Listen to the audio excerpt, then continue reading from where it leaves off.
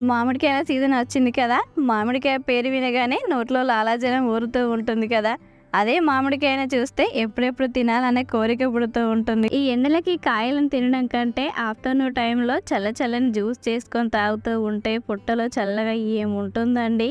ఈ టైంలో జ్యూస్ కాయలు రాలేదు కదా! జ్యూస్ ఎలా చేసుకుంటాం అనుకుంటున్నారా? పచ్చి మామిడికాయతోటే టేస్టీగా ఉండే జ్యూస్ చేసుకోవచ్చండి. దీనికోసం ఒక పచ్చి మామిడికాయని తీసుకొని పైన చెక్కంతా తీసేయాలి, లేకుంటే జ్యూస్ వగరొస్తుంది.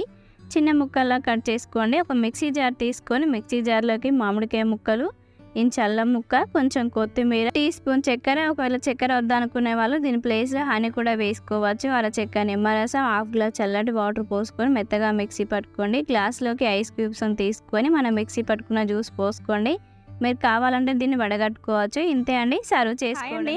సమ్మర్ స్టార్ట్ అయింది కదా! మనకి ఎక్కడ చూసినా వాటర్ మిలన్సే కనబడుతూ ఉంటాయి కదా!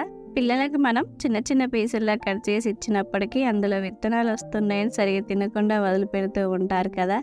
అలాంటి వారికి ఇలా జ్యూస్ చేసి ఇవ్వండి, చాలా ఇష్టంగా తాగుతారు. మిక్సీ జార్‌లోకి పుచ్చకాయ ముక్కలు, అల్లం, చక్కెర వేసుకొని జ్యూస్ పట్టుకోండి. గ్లాస్ తీసుకొని నిమ్మకాయ, పుదీనా వేసుకోండి. ఇలా నిమ్మకాయ, పుదీనా తీసుకోవడం వల్ల నీరసాన్ని తగ్గించి వెంటనే ఎనర్జీని ఇస్తుంది. సరిపడా ఐస్ క్యూబ్స్, టీ స్పూన్ సబ్జా గింజలు, మిక్సీ పట్టుకున్న జ్యూస్ వడగట్టి పిల్లలకి ఇచ్చారంటే 1కి 2 గ్లాసులు తాగుతారు. చల్లని హెల్తీ డ్రింక్ రెడీ అయింది. మీరు కూడా ట్రై చేయండి. Thank you for watching. Please subscribe.